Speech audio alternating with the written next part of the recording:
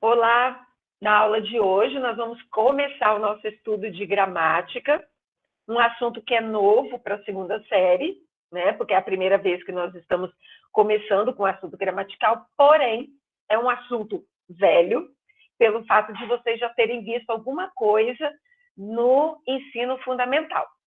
Só que, como vocês já são meninos grandes, né, o nosso estudo dessas partes da gramática ele se dará por aquilo que é, vamos dizer assim, mais imprescindível ou imprescindível para a apropriação do conhecimento do conteúdo e até a ampliação de outros componentes gramaticais que vocês verão ao longo deste ano letivo, certo?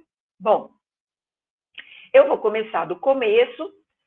Estou falando não do assunto substantivo em si, mas dessa morfologia, para que vocês peguem o fio da meada e consigam relembrar coisas que já viram, né, e trazendo sentido ao que nós veremos agora, certo? Então, vamos lá. A gramática, inicialmente, né, a gramática, ela se divide em 5 partes. A gramática que eu chamo de tradicional. Quando eu falo a gramática, não o livro impresso em si, mas essa ciência que estuda a língua nossa. Ela acaba virando um texto impresso, né? um livro, que é o que a gente chama de gramática. Então, uma gramática completa no estudo da língua, ela vai se dividir em 5 partes. Uma é a parte de semântica. Então, toda vez que a gente fala de semântica, nós estamos falando de significado. Então, fala-se ali de ambiguidade, de polissemia, de sinônimos, de antônimos, de homônimos, parônimos. Quer dizer, você estuda o sentido da palavra. Depois nós vamos para os aspectos fonéticos, que é a fonética. Então, semântica e depois fonética. Como que estudamos a parte em que se estudam os fenômenos linguísticos orais da nossa língua. Claro que o oral nunca está dissociado da parte escrita. Há sempre uma ligação. Então, na parte de fonética, a gente estuda todo aquele arranjo fonético das palavras. Começamos a ver, por exemplo, separações de sílabas tônicas e átonas, essa parte toda aí. Depois, nós entramos no campo da morfologia. Morfo quer dizer partes. Logia, estudo. Então, estudo das partes. Começamos, então, com a parte de morfemas, né? Morfo, de novo, morfemas, partes, que vocês estudaram na primeira série. Radical, vogal temática, desinência. Nós até precisamos dessa parte aqui, porém, não de forma tão sistemática lá, mas trazendo aquele conhecimento para cá. Então, eu já quero fazer um combinado com vocês, que todas as vezes que aqui no vídeo, na aula, ou lá no Moodle, eu falar de alguns elementos mórficos e vocês não entenderem ou não lembrarem o que é, usem o fórum de dúvidas para vocês fazerem as perguntas de vocês. Não guardem as dúvidas, certo? Passada essa parte dos morfemas, nós vamos para as categorias de palavras, que é o nosso estudo agora, certo? Essa parte da morfologia será o nosso estudo. Depois a gente vê a parte da sintaxe, que é o elemento que joga com o sentido que joga com a classe de palavra e a sua função, dependendo da estrutura e até mesmo do sentido da palavra dentro da oração. E, por último, a questão estilística, né, que são os recursos estilísticos da língua, que, a grosso modo falando, são as figuras de linguagem, certo? Bom, só para vocês terem esse conhecimento aí prévio, vamos agora, então, para o nosso estudo da morfologia. Nossa gramática, né, a nossa língua, ela é formada por palavras, certo?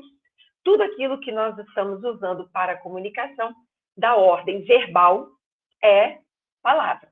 Não verbal, tudo aquilo que não envolve palavra. Cor, som, forma, imagem. Mas, quando utilizamos palavras, nós falamos do uso da linguagem verbal. Cada palavra tem uma função dentro da língua. De acordo com a função dessa palavra, elas se organizam em grupos para facilitar o estudo, dos fenômenos linguísticos, certo? Daquilo que ocorre dentro da nossa língua. Essas classes de palavras na nossa língua formam ao todo 10 grupos, certo? 10 grupos. Um grupo é chamado, desses 10 grupos de palavras aí, uma parte é chamada de grupos variáveis. Isso quer dizer que elas sofrem mudança na sua forma de acordo com as flexões. Uma analogia aqui, uma metáfora. Eu dobro o meu braço. Então, eu estou fazendo flexão do meu braço. A forma do braço continua a mesma, mas a partir do momento que eu mexo, ele ganha uma aparência diferente, certo? Mas ele não deixa de ter a sua estrutura. Assim são as palavras. Ela mantém a sua estrutura, mesmo que ela sofra pequenas mudanças de acordo com as flexões. E nós temos o grupo dos invariáveis, desses grupos de palavras que não sofrem flexões. Um exemplo bem simples. Eu tenho a palavra garrafa. Se eu posso colocar essa palavra garrafa no tamanho diminuto, menorzinho, diminutivo, garrafinha, ela mantém a sua estrutura de significado, mas ela modifica um pouquinho na sua forma de escrita, ou de fala também. Se eu tenho mais de uma garrafa, eu tenho garrafas, plural. Então, ela também variou. A estrutura continua a mesma, porém, com acréscimos, com pequenas mudanças de acordo com a flexão. Mas se eu pego, por exemplo, a palavra até, ela não tem como variar. Se eu pego a palavra aqui, ela também não tem como variar. Então, eu tenho palavras que variam e não variam de acordo com as flexões. Quando eu falo de palavras variáveis, nós vamos ter algumas delas, ao todo, 6 grupos. Substantivo, artigo, adjetivo, numeral, pronome, verbo. E depois das invariáveis, conjunção, preposição, advérbio e interjeição. Então, nós vamos começar com o grupo das variáveis, que é o grupo do substantivo. Mas por que nós vamos começar pelo substantivo? É uma escolha aleatória? Não. Primeiro que o substantivo é uma palavra nominal, certo? Por que é uma palavra nominal? Nós temos 2 tipos de palavras na nossa língua, nominal e verbal. A palavra nominal é aquela que não se encaixa na categoria de verbo. E a palavra verbal é justamente aquela que se encaixa na categoria de verbo. Então, tirando o verbo, todas as outras palavras são nominais. O substantivo é a principal palavra nominal, por quê? Ele é um núcleo de informação que poderá ter aquilo que nós chamamos de determinantes. Por exemplo, garrafa é o nome desse objeto. Então, ele é um substantivo. Quando eu quero, se eu simplesmente falo a palavra garrafa, eu posso pensar em várias garrafas ou em todas as garrafas que existem no universo, por exemplo, exageradamente falando. Mas a partir do momento que eu quero delimitar esse objeto que está aqui comigo, então este objeto que está aqui comigo, eu posso ir categorizando essa palavra. Eu posso ir determinando essa palavra aqui. Então, eu posso, por exemplo, colocar um artigo. A garrafa, uma garrafa. Ali na sala tem uma garrafa jogada. É um artigo que está indeterminando o substantivo garrafa. Eu também posso ter um adjetivo. A cor dessa garrafa, por exemplo, é um adjetivo. A garrafa rosa, estou dando o adjetivo desse substantivo. Também pode vir um numeral categorizando o substantivo. 2 garrafas, 10 garrafas, uma dezena de garrafas. E eu posso ter pronome. A garrafa rosa é minha. Ou minha garrafa é rosa. Ou minha garrafa rosa está guardada. Então, eu vou ter um substantivo, que é a palavra central, e os determinantes. Ainda agora eu disse que são 6 palavras variáveis. E aqui vocês estão vendo pela tela que tem 5, porque a quinta palavra é o verbo, que não necessariamente precisa estar atrelado ao substantivo. Agora, todo artigo existe por causa do substantivo. Todo adjetivo existe por causa do substantivo. O numeral também por causa do substantivo. E a mesma coisa o pronome. Então, o substantivo passa a ser a categoria central dessa parte nominal. Seguindo aqui. Por que que uma palavra é considerada um substantivo? Lembra do que eu falei lá anteriormente? Toda palavra tem uma função. De acordo com a função, ela recebe um tipo, ela pertence a um tipo, a um grupo. O grupo do substantivo é aquele que tem como função fazer determinadas coisas, porém, aliás, indicar determinadas coisas, porém o substantivo ele também pode ser classificado e ele pode ter flexão. Lembra que eu falei que ele pertence à categoria dos variáveis. Nem toda flexão das palavras é igual, tá? E se faz também de forma igual. Então, nós vamos vendo aos poucos. Nosso estudo, ele basicamente se restringirá a essas 3 coisas aqui. A classificação, nós vamos deixar um pouco para diante, porque não é tão importante assim. Não é tão importante para o nosso estudo, fique bem claro isso. Então, começamos com a função.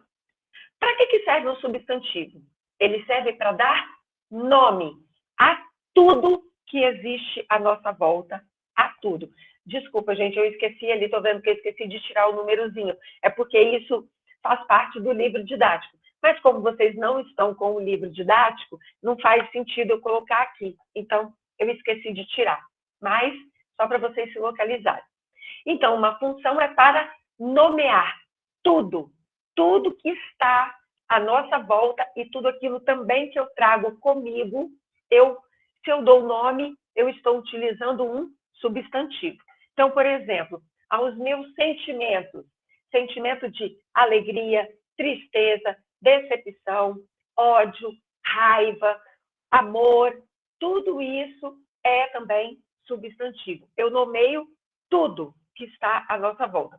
Por isso esse desenho aí, aqui, carregado de coisinhas, que é para dar nome. Tudo aquilo que eu dou nome às coisas, eu estou usando um substantivo. Então, como que eu sei que uma palavra ela é um substantivo? Ela nomeia algo. Se ela dá nome a algo, é um substantivo. Ela pode nomear seres dos mais diversos, pessoas, animais e plantas. Pode nomear, como eu disse, sentimentos. Também pode nomear lugares, desde os mais restritos até os mais amplos, como, por exemplo, rua, bairro, cidade, estado, país, continente, planeta. E pode nomear também objetos, ou seja, nomeia-se tudo. A gente tem aqui um quadro da Tarsila do Amaral, um quadro em que ela traz cenas do cotidiano. Me falem aqui coisas que vocês estão vendo nesse quadro. Eu só quero uma palavra que indique alguma coisa. Árvore. Árvore. Então, se eu estou dando nome a esse ser, árvore, isso é um substantivo. O que mais que eu vejo? Casa. Casa. Então, casa, estou dando nome a um objeto, também é substantivo. O que mais? Plantas. Plantas. Aí, plantas, olha a diferença de plantas e árvore. Árvore, eu estou falando de um ser específico. Quando eu falo de planta, eu generalizo, mas eu generalizo ser também de um determinado tipo. Então, também é substantivo. O que mais? Pessoas. Pessoas, também de forma generalizada. Dessa forma generalizada, eu poderia também, de uma certa forma, particularizar. Colocar mulher, homem, criança, menina, menino, que também seria um substantivo, cada um desses. O que mais? Animais? Animais, também de forma generalizada. Poderia depois especificar que animais que eu estou vendo aí. Quando vocês falaram casas, eu estou falando de um modo mais amplo. O que eu tenho na casa que eu consigo ver aqui? Porta, janela, telhado. Porta, janela, telhado, tudo isso também é substantivo. Então, tranquilo. Se eu penso assim, que tipo de sentimento esse quadro pode me transmitir? Eu não estou vendo, mas eu posso sentir. Que tipo de sentimento que esse quadro ele pode me transmitir? Tranquilidade? Pode, para você, ele pode transmitir tranquilidade. Então, se tranquilidade é um tipo de sensação, é substantivo também. Ela nomeia algo que você sente. O que mais que eu posso ter como sensação, sentimento advindo desse quadro? Admiração encaixaria como sentimento? Também, admiração. Esse quadro me provoca admiração. É uma sensação que você sente. Então, também é um substantivo. Eu poderia simplesmente dizer indiferença. É um quadro que, para mim, não quer dizer nada. É só um exemplo, tá? Que eu acho o quadro muito bonitinho. Então, essa indiferença aí também é um substantivo. Todas as sensações e emoções que eu sinto também são nomeadas por um substantivo. O mais interessante é que, às vezes, nem sempre a gente consegue explicar os sentimentos, as sensações. O que elas são. Mas nomear, a gente até que consegue de forma mais facilitada. E outra coisa, quando eu falo de sentimento e sensação, por que é um pouco difícil de nós, às vezes, detalharmos, explicarmos? Porque são coisas que não são palpáveis, que eu não vejo, que eu não observo, mas apenas que eu sinto. Então, são coisas abstratas, diferente de uma casa. Se eu pegar essa casinha aqui do topo, ó, e pedir para descrever, é muito mais fácil você descrever essa casinha, por exemplo, do que você descrever o que é admirar algo. Porque a casa é algo que eu vejo. Então, eu recorro a elementos visuais. Então, é muito mais fácil de transcrever e de descrever. Seguindo, como eu disse, o substantivo, então, nós já vimos uma função. O substantivo tem como função dar nome a tudo. Tudo é nomeado por um substantivo. E ele tem determinadas flexões. O substantivo ele tem 3 flexões. A de gênero, a de número e a de grau. Mas quer dizer que todo substantivo tem flexão de gênero? Não tem. Todo substantivo tem flexão de número? Não tem. Todo substantivo tem flexão de grau? Também não tem. Mas é característica do substantivo poder ter essas flexões. E aí nós vamos começar o estudo de forma mais destrinchada das flexões do substantivo. Então, lembrem disso. Função do substantivo, para que serve? Para dar nome. E a flexão é de gênero, é de número e é de grau. Nós vamos nos apropriando dessas palavras, certo? Bom, quando nós falamos da flexão de gênero e de número, os substantivos eles podem se manifestar de 2 maneiras. Ou eles são biformes ou uniformes. Forme vem de forma. Então, quando eu tenho biforme, quer dizer que eu tenho 2 formas. 2 formas para o gênero ou e, 2 formas para o número. Se o substantivo é uniforme, quer dizer que ele tem uma única forma na flexão de gênero, na flexão de número. Sei que isso tudo está abstrato, mas vamos aos exemplos que vai ficar mais fácil agora. Vamos lá. Na flexão de gênero, Se vocês quiserem abrir o microfone para participar aqui comigo, ok? Eu tenho lá a palavra prefeito. Essa palavra está no masculino, gênero masculino, feminino, certo? Eu tenho uma forma para o gênero feminino da palavra prefeito? Tenho, que é prefeita. Observa que houve apenas uma mudança daquele O para o A do final. É aquilo que lá na primeira série vocês estudaram como desinência de gênero, para marcar o masculino e o feminino. Então, prefeito, prefeita. Eu tenho elefante. O E é que vai marcar o masculino, para o feminino ser elefanta. Não é elefoa, viu? Não existe. Elefanta. Vocês sabiam que o feminino de elefante também pode ser aliar? Aliar. A-L-I-A com acento agudo. Mas o mais comum é elefanta. Por que eu trouxe esses dois aqui? É o mais comum na nossa língua termos o masculino com O e o feminino com A. Mas não quer dizer que todo masculino e todo feminino vai ser com O e A. Um exemplo ali é a palavra elefante, que o masculino é com E, e elefanta, feminino com A. Todas essas palavras aí, aliás, palavras não, perdão, todas essas letrinhas que estão formando masculino e feminino são chamadas de desinência de gênero. Vocês conseguem me dar exemplos aí que tenham essas oposições de masculino e feminino? Que outros Cachorro e exemplos? cadela?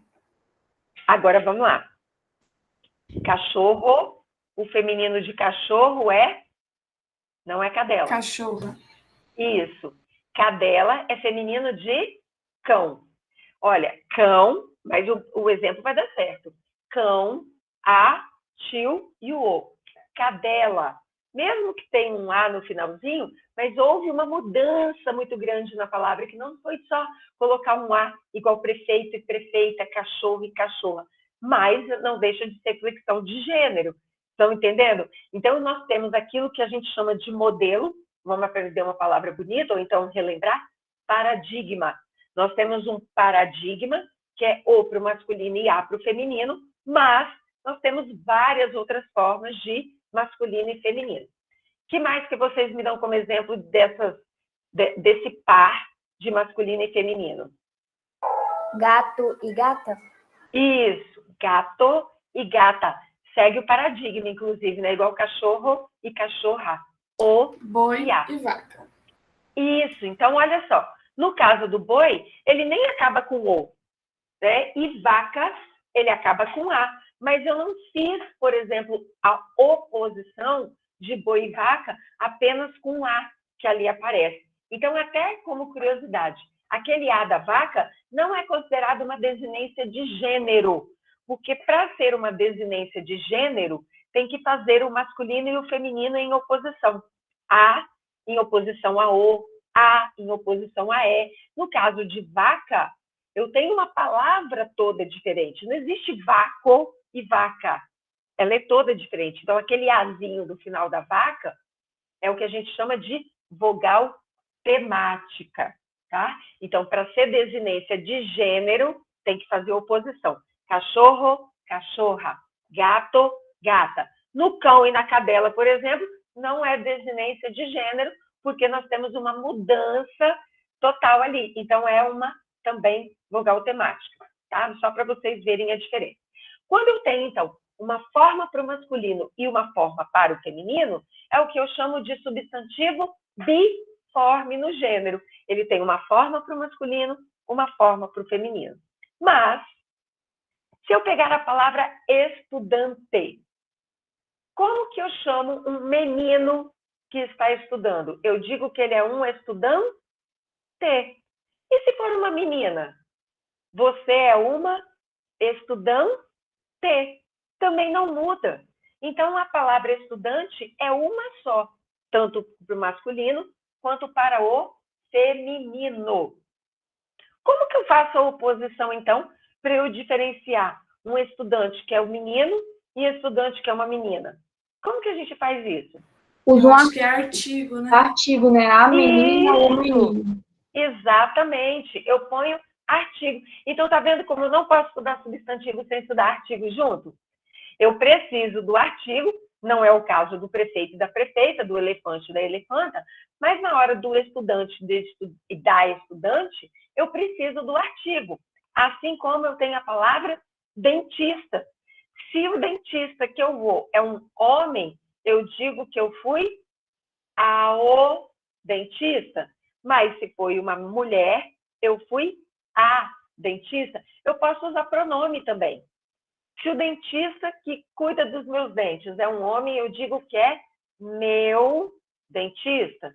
Mas se for uma mulher, minha dentista. A palavra dentista não muda. A mesma coisa corre com pianista.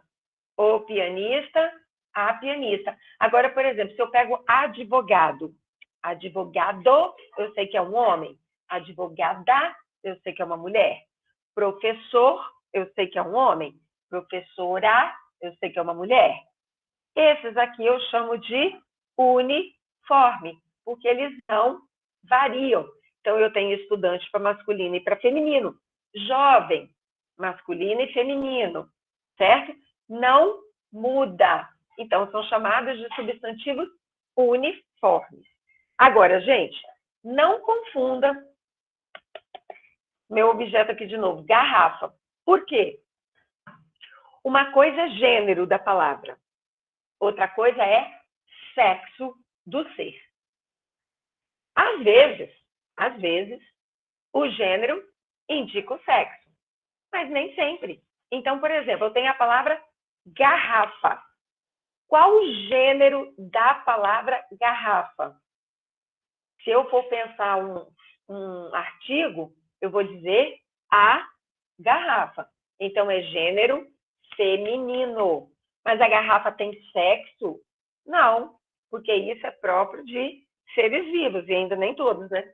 De seres vivos. Então, garrafa aqui, ela é uma palavra feminina, mas que não tem designação de sexo. Então, eu não posso dizer que garrafa é um substantivo uniforme, porque para ser substantivo uniforme no gênero, eu tenho que ter uma forma única para indicar o masculino e para indicar o feminino. Uma outra curiosidade também. Nem sempre o substantivo uniforme vai ter mudança na vogal. Às vezes nem a vogal muda. Criança, por exemplo. Se eu falo a palavra criança, é um menino, criança. É uma menina, criança. E se eu for colocar um artigo, se for um menino eu falo o criança? Não, eu continuo falando a criança. Se for uma menina, a criança. Então eu tenho uma única forma para mostrar o masculino e para mostrar o feminino. Porque criança tem sexo masculino e feminino, então eu uso palavras do gênero masculino, do gênero feminino. Mas no caso de criança, é uma só, uma palavra só. Então também é um substantivo uniforme. Continuando. E na flexão de número? O que nós estamos falando para flexão de número? Um ou mais de um. Singular ou plural. Então, nós também temos, lembra que no slide anterior lá, nós também temos substantivos biformes na flexão de número e uniformes na flexão de número. A palavra esperança, ela tem plural. Esperanças. Esse S eu chamo de desinência de número. Tudo aquilo que serve para mostrar flexão da palavra, eu chamo de desinência. Tudo não. Faz de conta que é tudo por enquanto. Então, esperança, plural, esperanças. Eu tenho uma forma para o singular, uma forma para o plural. Amor. Como que eu faço a flexão de plural da palavra amor? Basta botar o S? De jeito nenhum. Amores. Então, eu tenho que é o paradigma, o S é a letra que faz o plural da nossa língua. É a desinência de número.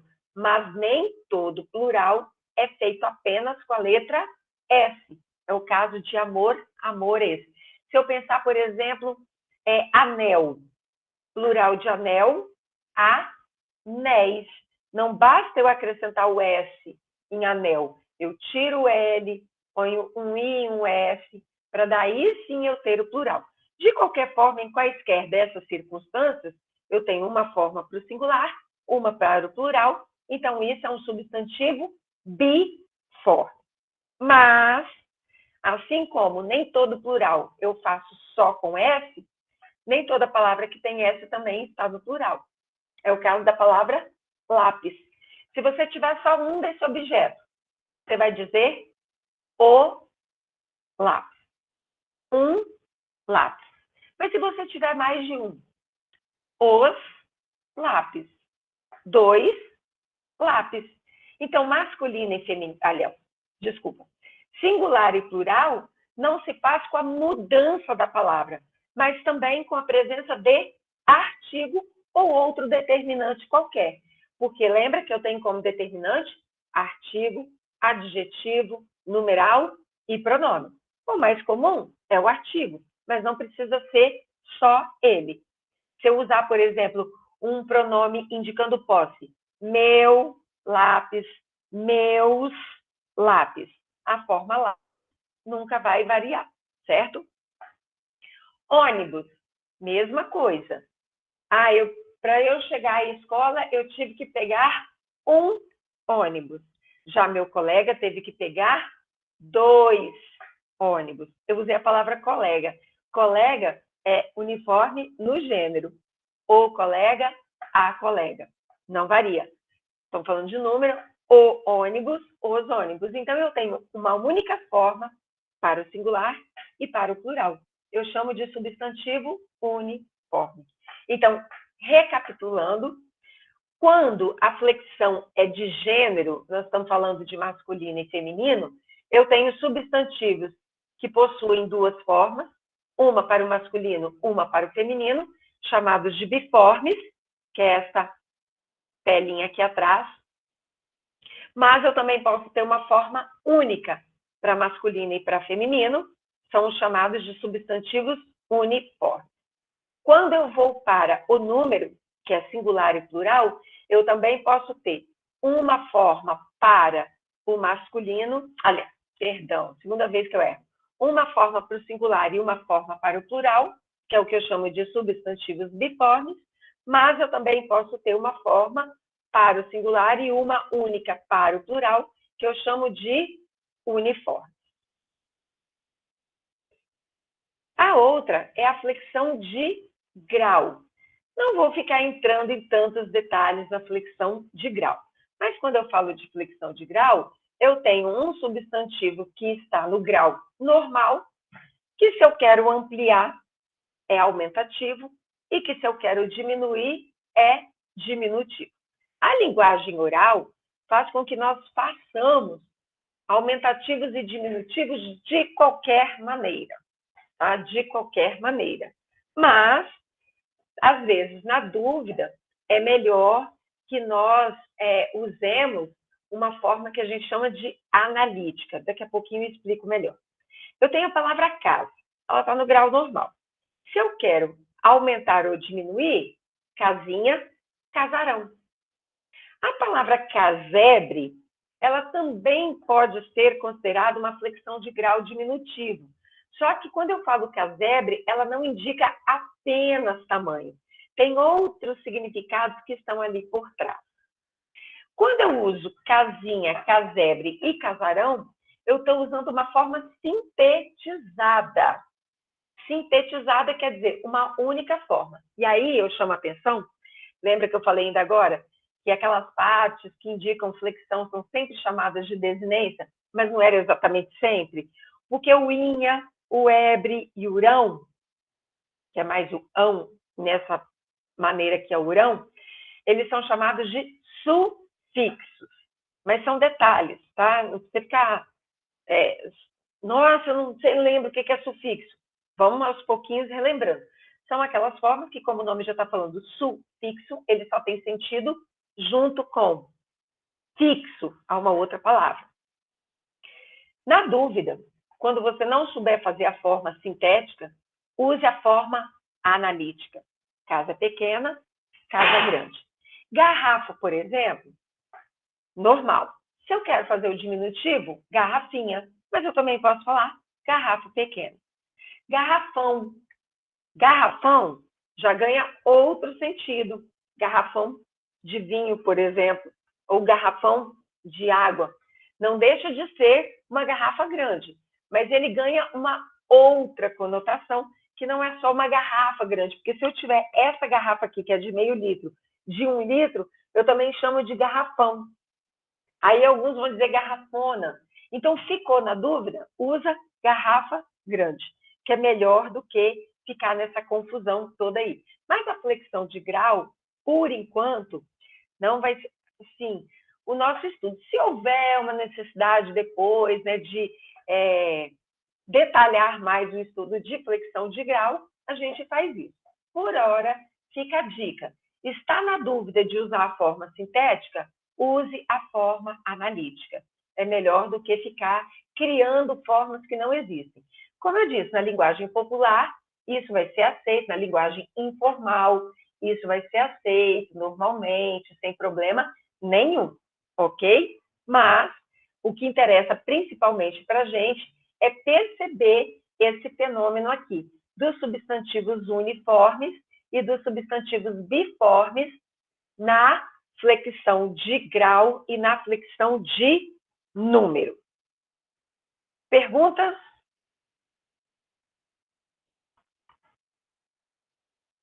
Nenhuma?